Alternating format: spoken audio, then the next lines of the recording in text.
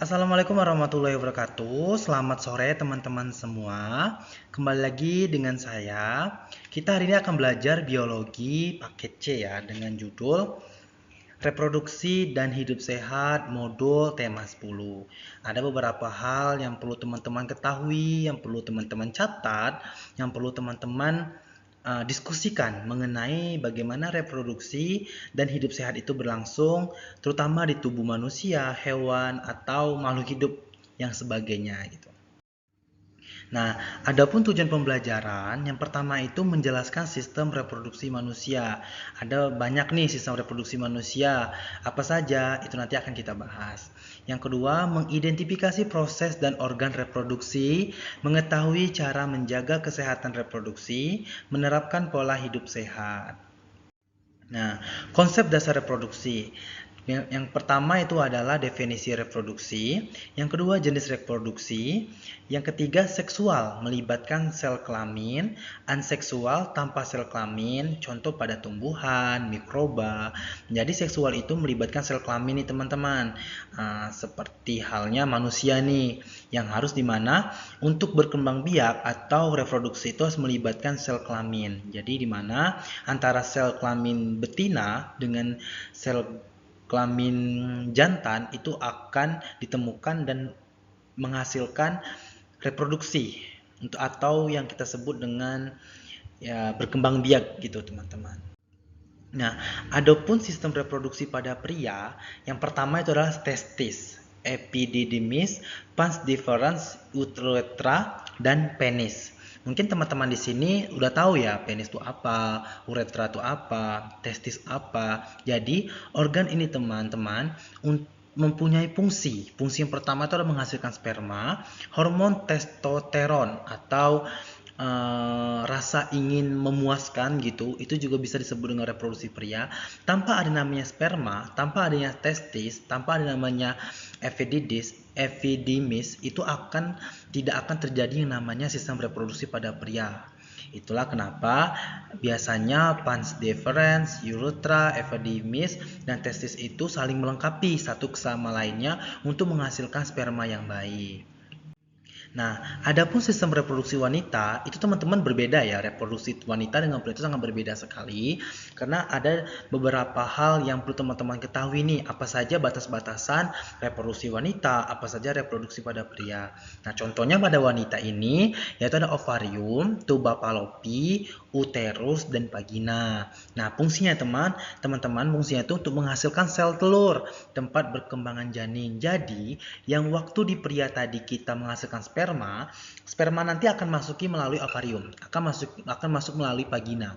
Yang di saat terjadi hubungan badan antara laki-laki dengan perempuan. Nah, itu akan menghasilkan sel telur. Sel telur ini adalah hasil pembuahan dari sel sperma tadi yang sudah masuk melalui vagina, uretrus, dan tuba fallopi dan akan nyampelah di ovarium.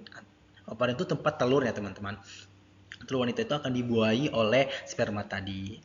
Nah, adapun proses fertilisasi itu adalah pertemuan sperma dan ovum. Jadi, pertemuan sperma ini adalah di saat kita manusia ini waktu berhubungan badan itu, maka laki-laki itu puncaknya akan mengeluarkan sperma ya teman-teman. Mungkin di sini kita agak lebih vulgar karena ini adalah belajar IPA ya teman-teman. Jadi ambil positifnya, kita tidak boleh berpikir negatif, kita ambil positifnya karena inilah keadaan reproduksi pada manusia gitu teman-teman. Jadi adapun pertemuan sperma dan ovum itu akan membentuk zigot. Zigot adalah bayi, tapi dia belum bentuk bayi ya sebenarnya, lebih ke gumpalan darah gitu. Nah, setelah gumpalan darah akan terjadi embrio. Nah, di sini mulai tuh terbentuk dari gumpalan darah yang darah kental gitu, lama-kelamaan akan menjadi janin. Nah, waktu sudah janin itu mulailah nih dari 1 bulan, 2 bulan, 3 bulan, 4 bulan sampai 9 bulan lamanya dan akan terjadi di puncaknya itu adalah kelahiran teman-teman. Nah, adapun masa pubertas. Nah, pubertas ini adalah perubahan signifikan dari yang awalnya begini menjadi begini, gitu teman-teman. Jadi, perubahan ini tidak hanya di laki-laki, tetapi ada juga perubahan signifikan yang ada di perempuan. Contohnya, ciri fisik pria dan wanita itu ada perubahan emosional, psikologis, dan pentingnya memahami pubertas sehat. Tadi ada beberapa hal faktor-faktor yang mempengaruhi nih apa saja yang membuat kita ini harus sehat selama pubertas gitu. Nah, yang pertama adalah kesehatan reproduksi, menjaga kebersihan organ reproduksi, pola makan seimbang, olahraga teratur, menjauhi pergaulan bebas dan narkoba. Jadi teman-teman, selama pubertas itu bukan hanya kita untuk meningkatkan nafsu saja, akan tetapi kita juga harus belajar dan juga menjaga pola-pola kesehatan kita, terutama untuk kesehatan reproduksi. Seperti menjaga kebersihan organ reproduksi.